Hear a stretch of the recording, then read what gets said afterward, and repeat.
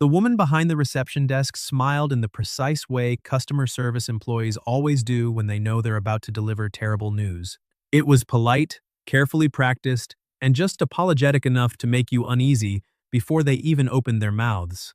Her perfectly manicured fingers tapped softly across the keyboard while the computer screen reflected in her glasses, and with every click, I felt my optimism slipping away. Finally, she looked up and said, "Mr. Parker, I'm terribly sorry, but it appears there's been an unexpected issue with your reservation." Those words instantly erased every bit of excitement I still had left after 12 exhausting hours of traveling. Airports, delayed flights, rental car paperwork, and 300 miles of highway had already drained every ounce of patience from my body. Standing beside me was Lauren Hale, the woman who had somehow managed to survive the exact same miserable trip without looking even remotely frustrated. She wore an oversized navy sweater, faded jeans, and white sneakers that had somehow stayed cleaner than mine despite the rain outside. One hand rested casually on the handle of her ash-gray suitcase, while the other slipped into her pocket. Most people would have mistaken her calm expression for confidence. I knew better. After nearly 7 years of friendship, I had learned that Lauren became suspiciously calm whenever she was trying very hard not to explode. It was like watching the ocean become perfectly still right before a hurricane. "What's wrong?" she asked, her voice almost too relaxed. The receptionist hesitated before answering. "Unfortunately, the reservation only shows one room." Lauren frowned slightly. "That's right. One room," the receptionist repeated, "with one king-sized bed." Silence immediately settled between us. I slowly turned toward Lauren, expecting her to tell the receptionist there had obviously been some mistake. Instead, she simply blinked once. "One bed?" she asked. "Yes, ma'am." I rubbed my forehead. "We booked 2 beds." The receptionist typed a few more times before giving us another sympathetic smile. "I'm very sorry." According to the reservation notes, the request specifically confirms a single king-sized bed. I looked at Lauren again. She looked back at me. Neither of us spoke for several seconds. Finally, I let out a long breath. That's not ideal. Lauren folded her arms and asked the receptionist the question I had been hoping she'd ask. "Do you have any other rooms available?" The answer came immediately. "I'm afraid not. The hotel is completely full this weekend because of a statewide medical conference and a wedding reception taking place tomorrow evening." Of course it was. Life always seemed to schedule its worst surprises around weddings. I thanked the receptionist anyway, accepted the key card, and together, Lauren and I walked silently toward the elevator. The awkwardness between us could have filled the entire hotel lobby. The elevator doors closed, sealing us inside with mirrored walls that reflected 2 people trying very hard to behave like mature adults. Lauren finally sighed. "Well, don't." She looked at me innocently. "Don't what?" "Don't say. It'll be fine." She smiled, despite herself. "I wasn't going to." "You were absolutely going to." She laughed quietly. "Okay, maybe I was." I leaned against the wall. "Lauren, we've spent 7 years proving to everyone around us that we're just friends. We are just friends." "Exactly," she nodded. "So 1 bed shouldn't be a problem." I stared at her. "That sentence sounds much more convincing when someone else says it." She shrugged. "We'll survive one night." I wasn't nearly as confident. Not because I didn't trust Lauren. Quite the opposite. I trusted her more than almost anyone else in my life. That was precisely the problem. When someone becomes your safest place, the line between friendship and something else starts becoming dangerously difficult to recognize. I had spent years pretending I didn't notice that line slowly disappearing. The elevator reached the 7th floor with a cheerful ding that felt strangely inappropriate.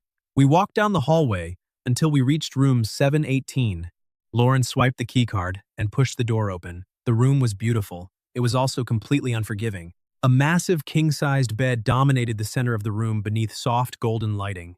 White sheets stretched perfectly across the mattress. Decorative pillows sat neatly arranged near the headboard, and a single, comfortable chair rested beside the window, overlooking Charleston's historic streets. There was no couch, no second bed, no convenient solution waiting to rescue 2 best friends from an increasingly uncomfortable situation. I placed my suitcase near the closet and slowly surveyed the room one more time, hoping a hidden sofa bed might magically appear if I looked hard enough. It didn't. Lauren dropped her bag beside mine and walked toward the window. "Nice view," she said. "Very helpful," I replied. She laughed. "You're unusually dramatic tonight. I'm tired. You're nervous." I looked at her. "I'm exhausted." She smiled knowingly, but didn't argue. That was another thing about Lauren. She rarely pushed people into uncomfortable conversations. She simply waited until they eventually walked into them on their own. 7 years earlier, neither of us could have imagined we'd end up standing in a Charleston hotel room together like this. We had met completely by accident during a 4th of July barbecue hosted by one of our mutual friends. At the time, I believed grilling hamburgers was an essential life skill every adult man should possess. Unfortunately, confidence and competence are not always close relatives.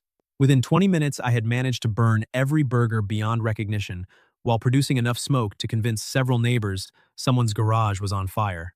I was desperately waving a paper plate over the grill when Lauren appeared beside me, calmly took the spatula from my hand, flipped one of the blackened hockey pucks I'd been calling dinner, and said, "Tell me, did these burgers personally insult your family?"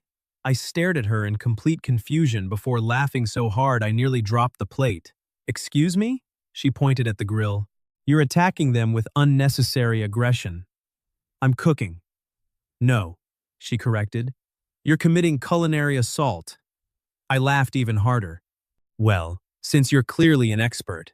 Without another word, she stepped in front of the grill and rescued what little remained of dinner, while casually informing me that I should stay at least 5 feet away from open flames in the future. That ridiculous conversation lasted less than 5 minutes, but somehow, we spent the next 3 hours talking as though we'd known each other our entire lives. From that day forward, Lauren quietly became part of every chapter of my life. She was the first person I called whenever something wonderful happened, and the first person who showed up whenever everything fell apart. When my car broke down in the middle of nowhere at midnight, she drove 40 minutes without complaining. When her grandfather passed away, I spent 3 days helping her family prepare everything for the funeral because she refused to ask anyone else for help. Birthdays, promotions, family emergencies, heartbreaks, career changes, we somehow experienced all of them side by side. Somewhere along the way, without either of us noticing exactly when it happened, she stopped feeling like my best friend and started feeling like home. That realization terrified me enough that I buried it as deeply as I could. Because losing a chance at romance hurts. Losing your best friend hurts forever. Little did I know that before this weekend was over, both of us would finally be forced to stop pretending we couldn't see what had been standing directly in front of us all along. After unpacking only the essentials, we settled into an uneasy silence that seemed to grow heavier with every passing minute. Lauren stood by the window, watching raindrops race down the glass while I busied myself, pretending to organize my backpack for the 3rd time. There are few things more exhausting than trying to act normal when every instinct in your body is reminding you that nothing about the situation feels normal. Finally, Lauren broke the silence. "You're overthinking this." I zipped my backpack shut and looked at her. "I have absolutely no idea what you're talking about." She folded her arms and smiled knowingly. "You've rearranged those clothes 3 times in 5 minutes. I'm optimizing the packing order." "Ethan." "Fine," I admitted with a sigh. "I'm overthinking." She walked toward the bed and sat near the edge, kicking off her sneakers before stretching her legs. "You know what I find funny?" she asked. "What?" If this had happened during our first year of friendship, we'd both probably be laughing right now. Back then I was 24 and incredibly stupid. You're 31 now. Exactly. Older stupid. She laughed, shaking her head. That laugh had always been my favorite sound. It was genuine, impossible to fake, and somehow contagious. Even on my worst days, hearing Lauren laugh made the world feel a little less complicated. I sat in the chair by the window and watched the rain outside. Charleston's old streets glistened beneath the streetlights, while couples hurried along the sidewalks under shared umbrellas. The city looked almost cinematic, the kind of place where people confessed feelings they'd been hiding for years. I immediately pushed that ridiculous thought out of my head. Lauren checked her phone before letting out a disappointed sigh. "Mom just texted, everything okay?" "She's reminding me breakfast starts at 9 tomorrow and telling me not to be late." I smiled. "Your mother still thinks you're 16. She'll probably think that when I'm 60. She looked up at me. She also asked if you made it safely.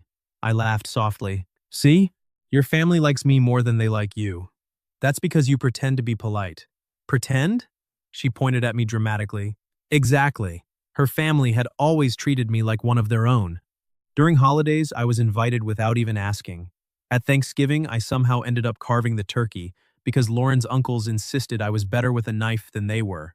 At Christmas, her grandmother always bought me a present despite my repeated protests. Sometimes I wondered whether they had quietly accepted me into the family years before either Lauren or I understood why. My own family certainly had their suspicions. My older sister had stopped believing we were just friends somewhere around year 3. Every family dinner ended exactly the same way. So, she'd begin casually. How's Lauren? I'd answer normally, and within 2 minutes, she'd ask the question I had learned to expect. Are you two dating yet? Every single time, the answer remained no. Eventually, she stopped believing me altogether. One day, she'd laugh. You're both going to realize everyone figured this out years before you did. At the time, I thought she was exaggerating. Sitting in that hotel room, I wasn't so sure anymore. Lauren suddenly stood up. I'm taking a shower. Good idea. She picked up a small overnight bag before stopping halfway to the bathroom. Don't steal all the blankets. I stared at her. We haven't even discussed sleeping arrangements. You're assuming there are arrangements, Lauren. She grinned mischievously. Relax. I'm kidding. Then she disappeared into the bathroom before I could respond.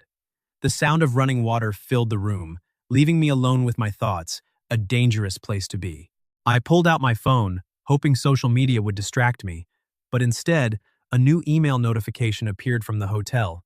Reservation update. I opened it without thinking. My eyes immediately dropped to the booking details. Room type: Deluxe King. Guest preference: 1 king bed. Requested by Lauren Hale. I read the line again, then again. Requested by Lauren Hale. My heartbeat slowed instead of speeding up, the way it always did whenever my brain struggled to process something unexpected. The receptionist had been telling the truth. The reservation hadn't been changed by accident. There hadn't been a system error. Lauren herself had requested the single king-sized bed. I lowered my phone and stared toward the bathroom door as dozens of questions rushed through my mind. Why? Had she clicked the wrong option? Was it some bizarre misunderstanding? Or had she done it intentionally? The bathroom door opened a minute later, filling the room with warm steam. Lauren stepped out, wearing loose gray sweatpants and an oversized white t-shirt, her damp hair resting over one shoulder. She immediately noticed the expression on my face. What's wrong? She asked. I slowly held up my phone. The hotel just emailed the updated reservation. Her smile faded almost instantly. She didn't need to ask what I had seen. For the first time since I'd met her 7 years earlier, Lauren looked genuinely nervous. She stood perfectly still for several long seconds before quietly closing her eyes. I guess, she whispered. You know, I nodded once. You changed it. She didn't deny it. Instead, she walked slowly to the edge of the bed and sat down, keeping her eyes fixed on the floor. Yes, she admitted softly. I changed it. Silence settled over the room again, but this time it felt completely different. This wasn't awkwardness anymore. It was anticipation. I carefully placed my phone on the nightstand before speaking. Can I ask why? Lauren took a slow breath, as though rehearsing words she'd been carrying inside her for years. Because I'm tired, Ethan. Tired of what? She looked up at me, and for the first time I saw fear behind her normally fearless eyes.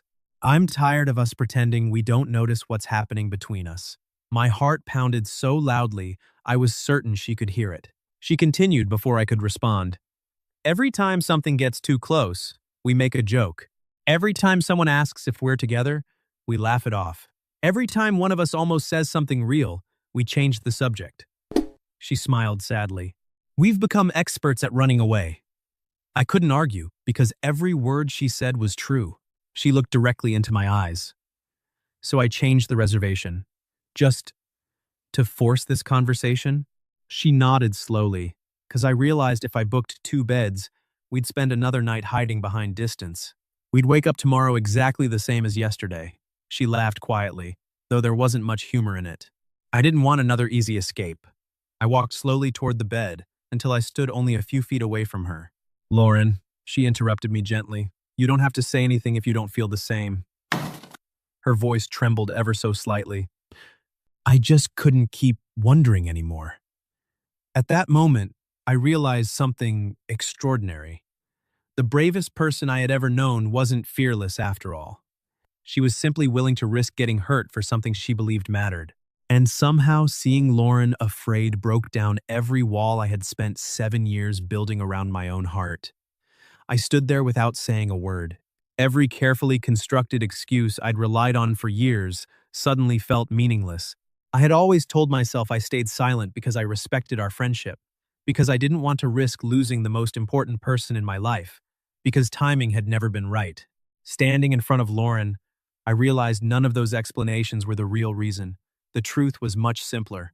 I had been afraid. Afraid that if I admitted what I felt and she didn't feel the same, I wouldn't just lose the possibility of something more. I would lose the person who had become my home. Lauren looked down at her hands, twisting the edge of her t-shirt between her fingers. It was such a small, nervous gesture, yet it revealed more vulnerability than anything she'd said all evening. Say something, she whispered. Even if it's not what I want to hear. I slowly walked over and sat beside her on the edge of the bed, leaving just enough space between us to respect the years we'd spent protecting invisible boundaries. Do you remember the night my dad had his heart attack? I asked quietly. She looked up and nodded. Of course I do. You were the first person I called. She smiled faintly. You sounded terrified. I was. I stared at the carpet for a moment before continuing. I don't even remember deciding to call you. My hand just found your name automatically. She listened without interrupting. When I got to the hospital, you were already there. You had coffee in one hand, breakfast sandwiches in the other, and you somehow convinced the nurses to let you stay with my mom while I spoke with the surgeon. I laughed softly. You didn't leave until my dad woke up almost 12 hours later. Lauren shrugged as though it had never been a big deal. You needed someone. I turned to face her. Exactly. My voice grew quieter. That's when I realized something had changed. She held my gaze. Changed how? I smiled to myself. Let, because when the worst day of my life happened, I didn't think about calling family first. I thought about calling you. Her eyes shimmered slightly. And that scared me. She blinked. Why? Because friends aren't supposed to become the center of your world. Silence settled between us again, but this time it felt gentle rather than uncomfortable. I took a slow breath before finally saying the words I'd rehearsed 1,000 times in my head but never dared to speak aloud. Lauren, I stopped seeing you as just my best friend a long time ago. Her lips parted, but she remained silent. I don't even know exactly when it happened. Maybe it was after that camping trip when you spent the entire night pretending you weren't freezing because you'd forgotten your jacket. Maybe it was when you cried after losing your grandfather and still apologized for crying in front of me. Maybe it was 100 tiny moments that added together before I noticed. I laughed quietly. All I know is that somewhere along the way, you stopped being someone I loved as a friend and became the woman I compared everyone else to. Lauren lowered her eyes, smiling through tears. She was trying very hard not to let fall. Then why didn't you tell me? She asked. I smiled sadly. Because I thought you deserved someone who would never risk hurting you. She frowned. Ethan, you were my safest place. If I confessed my feelings and you didn't feel the same, I'd lose that forever. She stared at me for several seconds before shaking her head. You idiot. I couldn't help laughing. Probably. Do you know how many times I almost told you? She asked. I shook my head. Sophie's wedding. The night we danced together. Really? She nodded. Then there was your birthday when you fell asleep halfway through the movie, and I almost kissed your forehead. I blinked. You almost what? She laughed through her tears. Exactly. I covered my face with one hand. How have we survived 7 years? Pure stubbornness. That's fair. We both laughed, and somehow the laughter dissolved years of tension in only a few seconds. When the room grew quiet again, Lauren reached into her pocket and pulled out something small. It was an old movie ticket, faded around the edges. Do you remember this? She asked. I looked at it carefully before smiling. The terrible science fiction movie you insisted would be amazing. It was terrible. It was awful. I kept the ticket anyway. I looked at her curiously. Why? She smiled shyly. Because that was the night I realized I was falling in love with you. My heart stopped. You've carried that for 4 years? She nodded. I almost threw it away. Dozens of times. She laughed quietly. But every time I tried, I couldn't. I gently took the ticket from her fingers before looking back into her eyes. I've been carrying something too. She tilted her head. What? I reached into my wallet and removed a folded photograph. It had been taken during our first road trip together 5 years earlier. Lauren was laughing with her head thrown back while holding a melting ice cream cone that had somehow ended up all over her hand instead of in the cone itself. She stared at the picture before looking at me in complete surprise. You still have this? Always. She looked at me for what felt like forever. Then she whispered, We've really been doing this to ourselves for years. Apparently. A tear finally slipped down her cheek. I reached forward almost instinctively and brushed it away with my thumb. She didn't move. She simply closed her eyes for a second, leaning ever so slightly into my touch. When she opened them again, every wall between us had disappeared. Can I ask you one question? She whispered. Anything. If I hadn't changed the reservation, she smiled softly, would you ever have told me? I thought about it honestly before answering. Eventually. When? I sighed. Probably when we were 80. She burst into laughter, wiping away the last of her tears. Unbelievable. I know. She shook her head affectionately. Good thing one of us had courage. I smiled. Yeah. Then I reached for her hand, intertwining my fingers with hers for the first time in 7 years. Neither of us spoke. We didn't need to. Some moments are too important for words. They simply ask you to be present and brave enough not to run away. Lauren squeezed my hand gently before looking into my eyes with a smile that carried years of unspoken hope. So, she whispered, are we finally done pretending? I smiled back, knowing my answer had been waiting for this moment longer than either of us had realized. Yeah, I said softly. I think we are. Lauren looked down at our hands, our fingers still intertwined, and smiled in a way I'd never seen before. It wasn't playful, sarcastic, or confident like the smiles I'd grown used to over the years. This one was quiet, almost relieved, as if she'd finally set down a burden she'd been carrying for far too long. You know, she said softly, I spent the entire flight wondering whether I'd completely ruined our friendship. I laughed. You hit it well. I've had years of practice pretending I wasn't terrified. She glanced around the room before adding with a grin. Although booking one bed might have been a little dramatic. A little? I raised an eyebrow. Lauren, you orchestrated an emotional intervention. She covered her face with both hands, laughing. When you put it that way, it sounds slightly unhinged. Slightly? She nudged my shoulder. Be nice. We sat there laughing until the nervous tension that had followed us into the room finally disappeared. For the first time that evening, the silence between us felt comfortable instead of uncertain. It wasn't the silence of two people avoiding the truth anymore. It was the silence of two people who no longer had anything left to hide. After a few minutes, Lauren looked at the clock on the nightstand. We should probably get some sleep, she said. Tomorrow's going to be a long day. I nodded. Your family will be wondering where we disappeared to. My grandmother will probably assume we eloped. I laughed. She already thinks we're secretly in love. Lauren smiled knowingly. At last, turns out she's smarter than both of us. We pulled back the blanket and climbed onto opposite sides of the enormous bed. It was almost funny how much space separated us after everything we'd just confessed. I turned off the bedside lamp, leaving only the soft glow of the city lights shining through the curtains. Neither of us spoke for nearly a minute. Then, out of the darkness, Lauren quietly said, "Good night, boyfriend." I froze. Boyfriend? Too soon? She asked nervously. I couldn't stop smiling. No. I rolled onto my side so I could see her silhouette in the dim light. Actually, I kind of like how that sounds. She smiled back. Good. After another brief silence, I reached across the mattress and found her hand. She squeezed my fingers gently, and within minutes, we both drifted to sleep with the strange, comforting feeling that nothing in our lives would ever be the same again.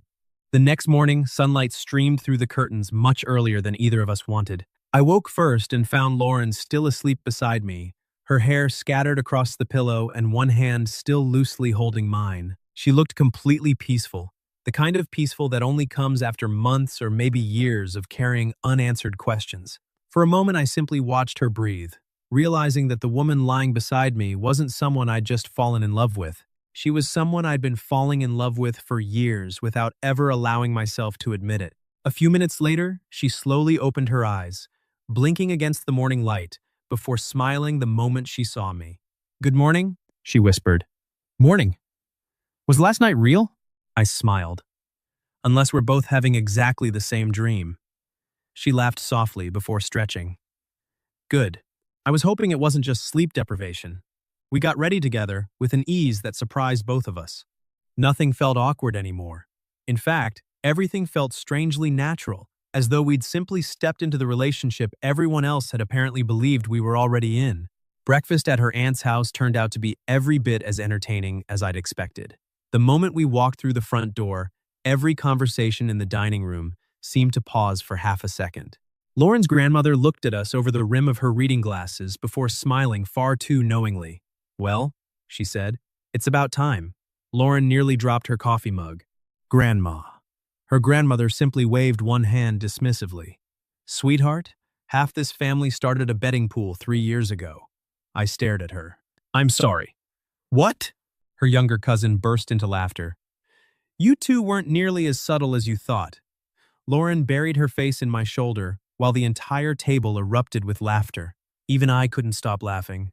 Apparently, we'd spent 7 years hiding feelings that absolutely everyone else had already figured out. The engagement celebration passed in a blur of photographs, music, laughter, and endless congratulations for Lauren's younger brother and his fiancée.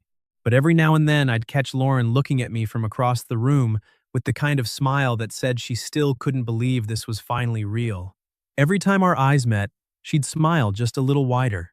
Later that afternoon, after the party had ended, we slipped away from the house and walked down the long wooden pier stretching out over Charleston Harbor. The evening sun painted the water in shades of gold and orange while sailboats drifted quietly across the horizon. Lauren slipped off her shoes and carried them in one hand, letting the cool wooden boards rest beneath her feet. "I've always loved this place," she said. "Why?" I asked. She looked out over the water. "Because everything feels honest here." We stood together in comfortable silence until she turned toward me. "Can I tell you something?" "Always," she smiled softly. "Last night wasn't actually Plan A." "It wasn't?" She laughed. "No. Plan A was telling you how I felt sometime after my brother's engagement party." "What happened to Plan A?" She shrugged. "I lost my nerve. So you booked one bed instead." "Exactly." I shook my head, smiling. "That's either incredibly romantic or slightly insane. Probably both." We laughed together before I gently took her hand again. "Well," I said, "I'm glad Plan A failed." She looked at me curiously. "Why?" "Because if it hadn't, we might have spent another few years pretending." She nodded. "And we've already wasted enough time." I stepped a little closer. "There's something I've been wanting to do properly." She looked up at me, already knowing the answer. This time there were no hotel rooms, no awkward circumstances, no unexpected surprises forcing two best friends into a difficult conversation. There was only the quiet harbor, the warm evening breeze, and two people making a choice together. I gently brushed a strand of hair behind her ear before leaning forward and kissing her. It wasn't rushed. It wasn't born from uncertainty or fear.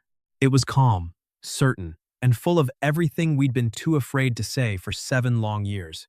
When we finally pulled apart, she rested her forehead against mine and smiled. "That," she whispered, "was worth the wait." I smiled back. "Definitely." 2 weeks later, we planned our first trip as an actual couple. As fate would have it, we found ourselves checking into another hotel. The receptionist smiled politely and asked the simplest question in the world. "Would you prefer 2 queen beds or 1 king?" Lauren turned toward me with the brightest smile I'd ever seen. "1 king," she answered confidently. I laughed as the receptionist handed us the key card. This time, there was no reservation mistake, no hidden plan, and no conversation we were trying to avoid. There were no invisible walls left between us, and no fear of what might happen if we finally admitted the truth. There was only certainty. Looking back now, I don't think our story began in that Charleston hotel room. It began 7 years earlier beside a smoking barbecue grill when a fearless woman stole a spatula from a complete stranger and told him he was insulting perfectly innocent hamburgers. Neither of us realized it then, but the best love stories don't always begin with fireworks or grand declarations. Sometimes they begin with friendship, patience, and years of quietly choosing each other long before either person has the courage to call it love. And if there's one lesson I carried away from all of it, it's this. The greatest risk isn't telling someone how you feel. The greatest risk is waiting so long that you never give them the chance to tell you they feel exactly the same. So tell me, have you ever fallen in love with your best friend? Would you have had Lauren's courage? Or would you have kept hiding behind friendship the way I did for 7 years? I'd love to hear your story in the comments below. If you enjoyed today's story, don't forget to like the video, subscribe to the channel, and I'll see you in the next one.